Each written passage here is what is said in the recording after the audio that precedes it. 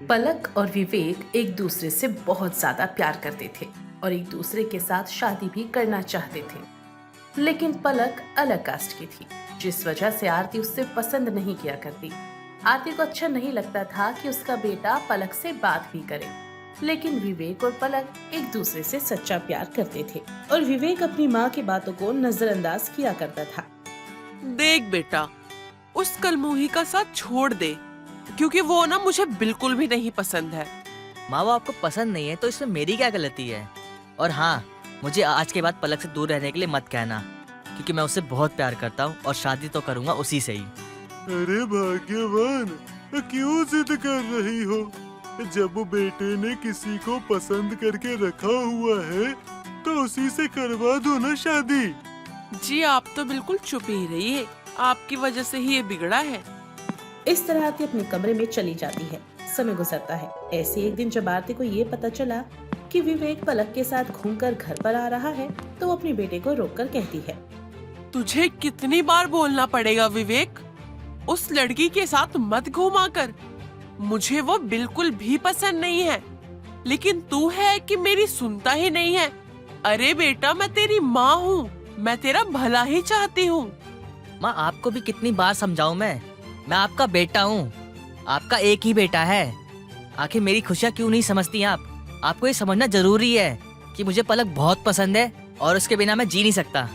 तो ठीक है फिर, सबसे पहले तू मेरी चिता को आग दे दे, उसके बाद तुझे जिससे भी शादी करनी है तू कर सकता है। मैं तुझे कभी मना नहीं करूंगी, लेकिन अगर मेरे जिंदा रहते हुए तूने ऐसा किया तो मैं उस लड़की को अपने घर की बहू कभी नहीं मानूंगी और मैं ये शादी कभी भी नहीं होने दूंगी। माँ आपसे बहस करना ही बेकार है। मैं अपने कमरे में जा रहा हूँ, मैं बहुत थक गया हूँ। इतना बोलकर विवेक अपने कमरे में चला जाता है। आरती मुंह बनाकर बैठ जाती है। आरती ने अपने आप से बात करते हुए कहा, अगर हमें मेरे बेटे विवेक के सर से उस पलक का भूत उतरवाना है तो मुझे अपने बेटे की शादी जल्द से जल्द करवानी पड़ेगी, वो भी अपनी पसंद की लड़की से। अब उस दिन के बाद से आरती ये ठान लेती है कि जल्दी से वो विवेक की शादी कर देगी, क्योंकि उसका तो एक ही बेटा है और वो चाहती थी जो बहू आए वो उसकी पसंद की आए। ऐसे ही कुछ दिन बीत जाते हैं और कुछ दिनों बाद उसने अपनी पड़ोसन को बुलाया और उससे कहा, अब तुमसे तो कुछ छुपा ही नहीं है सीमा बहन, तुम तो जानती हो कि विवेक और पलक के चर्चे पूरे गली के अंदर है, लेकिन मैं चाहती हूँ कि विवेक मेरी पसंद की लड़की से शादी करे। अब तुम ही मेरी कोई मदद कर सकती हो। अगर कोई सुंदर और भले घर की लड़की है तो मुझे बता देना, मैं अपने बेटे की उससे शादी करवा दूंगी। अरे ये तुम कैसी बातें कर रहे हो?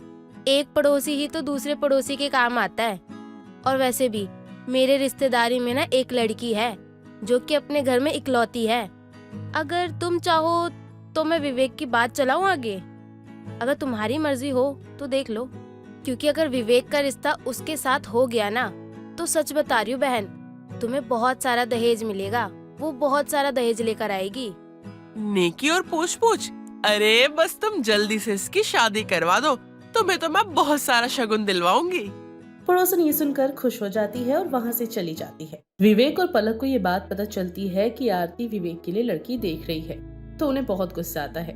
लेकिन विवेक अपनी माँ से कुछ नहीं कहता और ऐसे एक दिन पलक विवेक के साथ एक पार्क में मिलकर उससे कहती है, देखो विवेक, तुम मुझे भूल जाओ, तुम्हारी माँ मुझे बिल्कुल भी पसंद नहीं करती, इसीलिए जल्द से जल्द वो कोई ना कोई बहाना देकर तुम्हारी शादी किसी और से करवा ही देंगी। तुम ठीक कहती हो, मेरी माँ बीमार या मरने या कोई बहाना बनाकर मेरी शादी जल्द से जल्द करा देगी। अब मेरे पास एक ही रास्ता बचा है कि मैं शादी कर लूं। क्या सच में विवेक, तुम्हारा प्यार इतना कमजोर था जो तुम इतनी जल्दी शादी करने के लिए राजी भी हो गए? अरे पगली, मैंने ये बोला कि शादी कर लूं, ये नहीं बोला कि तुमसे नहीं करूंगा। पलक जब ये सुनती है तो वो खुश हो जाती है और शर्मा जाती है, जिसके बाद विवेक और पलक एक मंदिर में शादी कर लेते हैं और 7 फेरे लेकर एक दूसरे के जीवन साथी बन जाते हैं। अब विवेक उसे लेकर अपने घर पर आता है। जैसे ही आरती पलक और विवेक को शादी के जोड़े में देखती है, उसके पैरों तले से जमीन खिसक जाती है, मानो जैसे आसमान फट गया हो। उसे ऐसा लग रहा था कि जैसे सारे ग्रहों ने उसे एक साथ ही बुरी दशा देकर उसका सब कुछ खराब कर दिया हो और वो दहलीज पर खड़ी हुई रोने लगती है।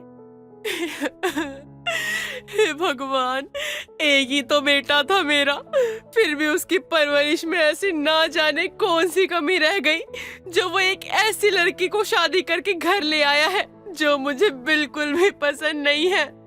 माँ, आप एक बार पलक के साथ रहकर तो देखो, वो भी आपको बहुत अच्छी लगेगी। फिर आप मुझसे कहोगी कि बहुत अच्छा हुआ जो तूने पलक को चुना। विवेक ने पलक से शादी कर ली थी, लेकिन आरती अपने इकलौते बेटे की वजह से उसे बेमन से अपना लेती है। समय का पहिया यूं ही चलता है। देखते ही देखते 5 साल शादी को हो जाते हैं, लेकिन अभी तक उन दोनों को कोई औलाद नहीं हुई थी। बस इसी बात का ताना आरती पलक को दिया करती।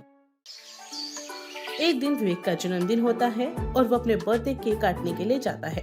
तभी उस दिन उसे दिल का दौरा पड़ जाता है और भरी जवानी में उसकी मौत हो जाती है। विवेक के जाने के बाद सब कुछ बदल गया था। ऐसी एक दिन आरती अपनी बहू को ताना मारते हुए कहती है, मनहूस, तुझसे शादी करके ही मेरे बेटे ने गलती कर दी। मैं जानती थी तू मेरे बेटे के बिल्कुल भी लायक नहीं है, लेकिन मेरा बेटा वो तो मेरी बात सुनता ही नहीं है और ना ही सुनने को राजी था। आखिर तू खा ही गई ना मेरे बेटे को, काली नागिन। अगर आपने आपका बेटा खोया है तो मैंने भी तो अपना पति खोया है। आप मुझे इस तरह की बातें क्यों कहती हो? आप मुझे अपनी बेटी की तरह स्वीकार भी तो कर सकती हो ना। नहीं, मैं तुझे अपनी बेटी बिल्कुल भी नहीं मानती। अब जा, रसोई में जूठे बर्तन पड़े हैं, उसे धो ले। सास की बात सुनकर पलक को बहुत दुख होता है और वो रोती हुई वहाँ से चली जाती है।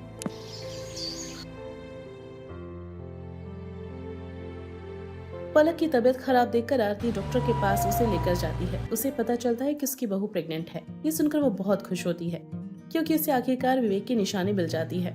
लेकिन वहीं अतुल के मन में कुछ और ही चल रहा था। अरे भाग्यवान, सुनो, मुझे ना तुमसे कुछ कहना है। हाँ बोलिए ना जी, क्या हो गया? ऐसी कौन सी जरूरी बात है जो आपको मुझसे करनी है? तुम तो जानती हो ना कि हमारा बेटा विवेक अब इस दुनिया में नहीं रहा। मैं ये सोच रहा हूँ क्यों ना पलक की दूसरी शादी करवा दूँ। वो भी तो हमारी बेटी जैसी है। हम दोनों का क्या ही भरोसा, कब हम निपट जाए और बेचारी को अकेले जिंदगी काटनी पड़े। और ये कब तक अकेले जिंदगी काटेगी? और वैसे भी एक अकेली औरत को ये दुनिया किस नजर से देखती है तुम भी जानती हो। तो क्यों ना हम उसकी शादी करवा दें? आप पागल तो नहीं हो गए हैं? अरे आप पलक की दूसरी शादी के बारे में सोच भी कैसे सकते हैं? और ये जानने के बाद भी कि उसके पेट में विवेक का अंश पल रहा है। तो क्या हुआ? एक बच्चा हो जाने का मतलब क्या होता है? कि लड़की की जिंदगी रुक गई? अरे उसे भी जीने का अधिकार है। मेरी मानो तो करवा दो उसकी शादी। उसके बच्चे को हम पाल लेंगे। अरे वो अपने बच्चे से मिलने आया जाया करेगी। हम दोनों को बच्चे का सहारा मिल जाएगा और उसको एक जीवन साथी। आरती को अतुल की बात ठीक लगती है। अब उसे सिर्फ विवेक के बच्चे से मतलब था। अब आरती पलक के लिए किसी दूसरे लड़के का रिश्ता देखने लग जाती है। नसीब से उसे एक लड़का भी मिल जाता है जो पलक के ही कॉलेज में पढ़ा करता था और वो पलक को पसंद भी करता था। पलक के विधवा होने के कारण भी वो उससे शादी के लिए तैयार था। पलक भी अपने परिवार वालों के जोर देने पर शादी के लिए हाँ कर देती है और शोभा एक दिन नवीन को लेकर आरती के घर आती है और उससे कहती है, अरे आप दोनों की सोचना बहुत ही अच्छी है। आपने अपनी बहू के लिए एक नई जिंदगी के बारे में सोचा, वरना आप चाहते तो सारी जिंदगी अपने साथ रख सकते थे, उसको अपनी सेवा करवा सकते थे। लेकिन आपने अपने बारे में ना सोच के उसके बारे में सोचा। ये बहुत अच्छी बात है। अरे बहन जी, ये तो हमारा फर्ज था। वैसे बेटा नवीन, तुम इस शादी से खुश तो हो ना? तुम्हें कोई ऐतराज तो नहीं है ना कि विवेक का एक बच्चा भी है जो पलक के साथ तुम्हारे साथ रहेगा और तुम्हें संभालना होगा? अरे तुम उसकी चिंता मत करो। जब बच्चा थोड़ा बड़ा हो जाएगा ना तो हम उसे अपने पास ले आएंगे। तुम्हें उसकी जिम्मेदारी नहीं उठानी पड़ेगी, सब हम देख लेंगे।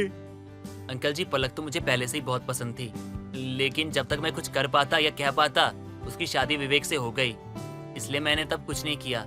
लेकिन अब मैं पलक के साथ एक नई जिंदगी की शुरुआत करना चाहता हूँ और भगवान ने ये मुझे मौका दिया है कि मैं अपने प्यार को पा सकूँ। नवीन की बात सुनकर अब सभी लोग खुश थे। समय गुजरता है। गुजरते समय के साथ नवीन भी अक्सर पलक से मिलने आया करता था। देखते ही देखते फरवरी का महीना शुरू होता है। एक दिन आरती अपने घर की दहलीज पर गुलाब रखे हुए देखती है, जिसे देखकर वो कहती है, अरे ये क्या, इस उम्र में मुझे कौन गुलाब दे रहा है? तभी आरती गुलाब के साथ एक चिट्ठी को खोलती है जो नवीन ने लिखी थी। ऐसे ही नवीन कभी पलक के लिए चॉकलेट्स भिजवाया करता तो कभी तोहफा भिजवा दिया करता। ये देखकर पलक को बहुत बुरा लगता था, क्योंकि वो एक विधवा थी। ऐसे वैलेंटाइन डे आ जाता है। नवीन, तुम मेरी बात क्यों नहीं समझते? अब मेरी जिंदगी वैसी नहीं रही जैसे कि पहले थी। अब मैं विधवा हो चुकी हूँ और मैं प्रेग्नेंट भी हूँ। मुझे अब खुशियों का कोई हक नहीं है, इसीलिए मुझे तुम ये सब तोहफे मत दो। तुम्हारे साथ अपनी जिंदगी की एक नई शुरुआत कर रही हूँ, यही मेरे लिए बहुत बड़ी बात है। पर मैं तो तुमसे प्यार करता हूँ ना, और अपने प्यार को जाहिर कर रहा हूँ। मैं तुम्हारे साथ अपनी जिंदगी शुरू करने की कितनी भी कोशिश क्यों ना कर लूं, लेकिन विवेक की यादों को मिटाने के लिए मुझे सालों लग जाएंगे और तुम्हें भी इस बात के लिए तैयार रहना होगा।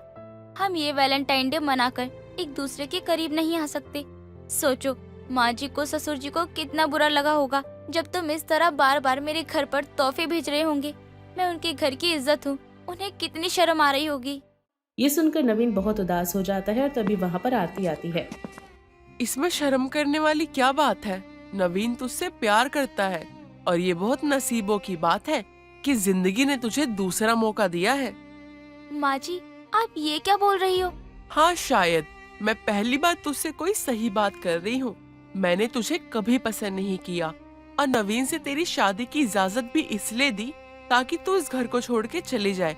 पर सच बताओ, नवीन के इस तरह एक तरफा प्यार करने से ना मुझे ये एहसास हुआ है, मन में करवाहट कभी नहीं रखनी चाहिए। शायद तुम मेरे घर की बहू बनने के लिए बनी ही नहीं थी। तभी तो देखो कि विवेक से शादी होने के बाद कि तुम नवीन की अमानत बन गई हो। अब मेरी बात मानो और मुझे अपनी माँ मानती हो ना। अब तुम नवीन से शादी कर लो और अभी की अभी नवीन से माफी मांगो। नवीन, मुझे माफ कर दो। मैंने बेवजह ही तुम्हें कितना कुछ कह दिया।